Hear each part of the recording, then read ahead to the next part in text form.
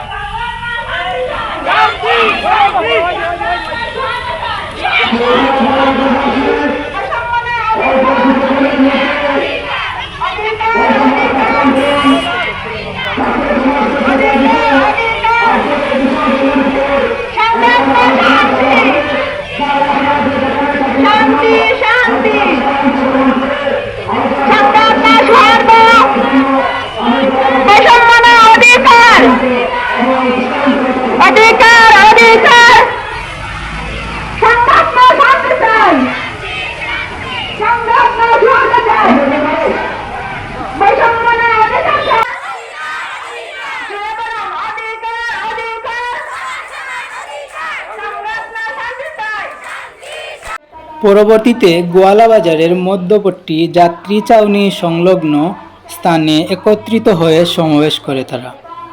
সমাবেশে যোগ দিয়ে শিক্ষার্থীদের সঙ্গে সহমত পোষণ করে বক্তব্য রাখেন বিশিষ্ট সামাজিক ব্যক্তি রুমেল মিয়া।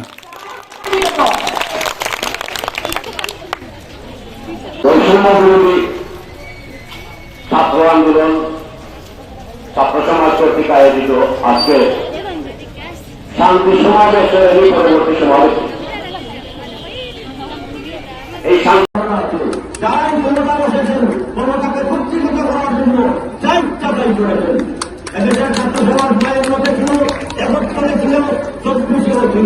আমরা পাকিস্তানের মিশ্রণ কথা চব্বিশে করেছি।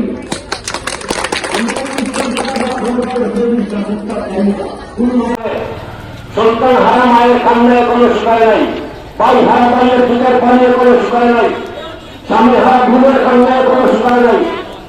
কিন্তু আমরা কেউ পাগল হয়ে গেছি ক্ষমতার জন্য, আর কেউ পাগল হয়ে গেছি এই সেই প্রতিশোধের জন্য।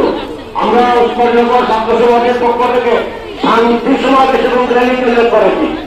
গোটা দেশ জুড়ে ছাত্র সমাজের উপর ভর করে এক শ্রেণীর মানুষ দেশকে অশান্ত করে এবং তিনি সমাবেশ সমাপ্তি ঘোষণা করেন।